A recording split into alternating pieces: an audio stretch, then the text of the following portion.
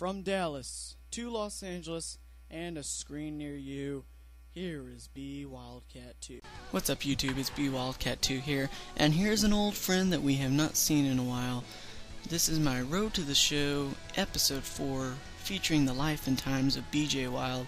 BJ is a Major League bench player playing for the Toronto Blue Jays, and he's taking some batting practice here in Tampa Bay, getting ready for a start, which is a rarity for Mr. Wild because he is currently a bench player, but he gets a start every so often, and he tries to make the most of it. Here in the top of the second, with nobody out and 2 runners on, he'll line a pitch in the left field for a single. Runner coming home. Here comes the throw, and it's in time, so Wild will not drive in the run, unfortunately. So it would have helped to get that run batted in. As you'll see the replay of the throw come in very nicely and just tag him out. So early in the 2015 season, I think we're still in the month of April at this point, because BJ Wild has not had many at bats. You see he'll be playing out in center field, tied at 1 in the bottom of the 4th against Tampa Bay. He'll start right, but then he'll realize that the ball's to his left, make the catch.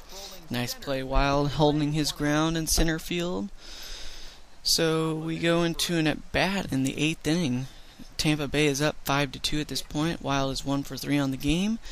The count is 1-1. Nobody out, nobody on, and the pitch hits him in the thigh.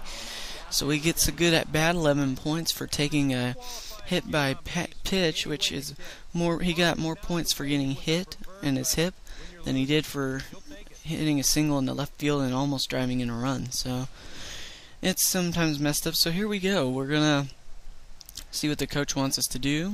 He taps his hat, the top of his cap 3 times, so that means hit and run, right?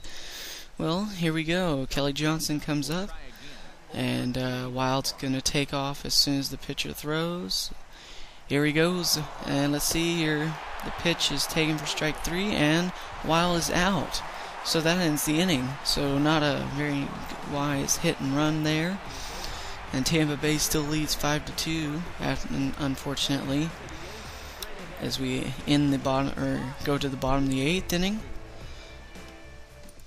So that we forward to the end of the game. Tampa Bay's up, wins at 5-2. Unfortunately, Wild went 1 for 3 with that 1 hit in the 2nd inning, and the manager gets mad at him, even though the manager told him to hit and run.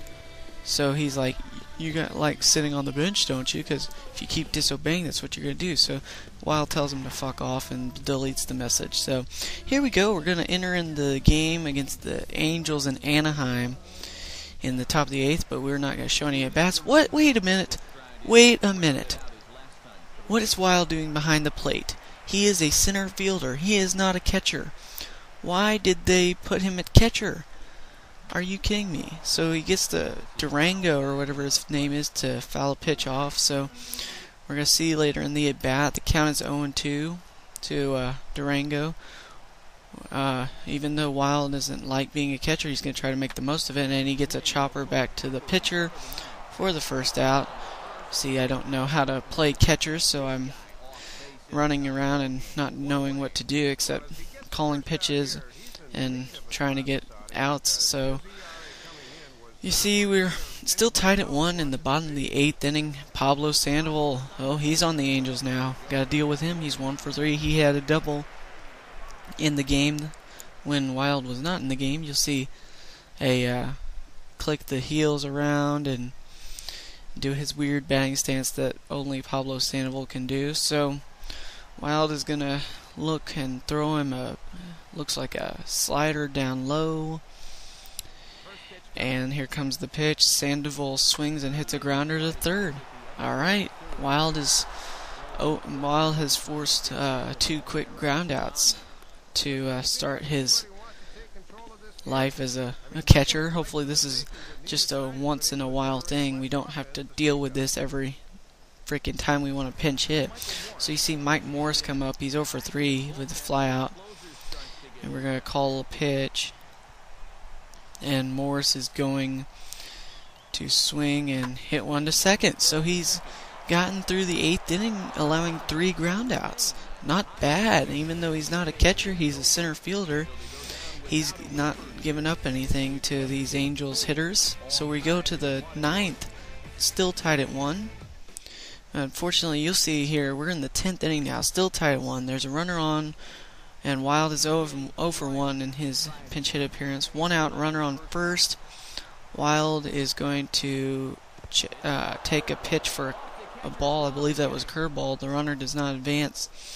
So later in the at-bat, the count is 2-2 to Wild, and he gets a fastball right down the middle, drives one to deep left field, and that baby is gonna get out of the ballpark. It's a 2-run shot for BJ Wild, great at bat, 36 points, and he gives the Blue Jays the lead in the 10th inning, 3-1. So you see, rounds the bases, gets a high five. Ozzie Guillen, who apparently is the Toronto manager, loves it, and he gets a high five from his teammates. Way to go, BJ Wild. You'll see the replay. Absolutely cranked it to deep left field. And if this holds up, then all Wild has to do is call the right pitches in the bottom of the 10th, and he could get the win. See Matt Capps out there for the save now. 2 out, runner at first. Tying run is Durango, who we had to deal with in the 8th inning. What will he do? First pitch, swung on and missed for a strike, the slider. See the crowd hoping that the Angels can get back into this game. The Blue Jays fans that made the trek hoping that the Blue Jays can hold on to this early lead, or this late inning lead, and walk out of Anaheim with a W. I love doing that. Anyway, so 0-1, here comes the pitch, and it's taken for a strike, a changeup. 0-2 now. One more strike, and Wild will have come in and basically saved Toronto's asses, if you know what I mean. Hitting the 2-run homer in the top of the 10th, and now calling 3 innings on the strike 3 with the slider. He got him looking, and the Blue Jays win. You see Matt Capps get a high five from Wild, and the Blue Jays come out on top. So Wild comes in, plays 3 innings as a catcher. I hope this does not happen again, because catcher is really boring. So anyway, hopefully Wild will just stay in center field where he belongs, where he knows where to go. But he does save the Blue Jays on this day by hitting the 2-run homer in the top of the 10th inning. You'll see it here. That was the play of the game, as Wild was the player of the game, even though he only had 2 at-bats. His go-ahead pinch hit 2-run home run in the 10th inning was what made the difference. Well, it wasn't really a pinch hit in the 10th. He came in to pinch hit in the 8th inning and stayed in as a catcher. So the Blue Jays walk out of Anaheim with a W. This is pretty much going to wrap up episode 4. Sorry for the short episode. I just wanted to get another video out to say that this series isn't dead, and you can see more of these in the future. So yeah, guys. As always, folks, if you liked the video, please leave it a like. And I'll talk to you guys soon. I'm BWildcat2, and thanks for watching, and I gotta go. Bye. 3-1. Good night from Anaheim.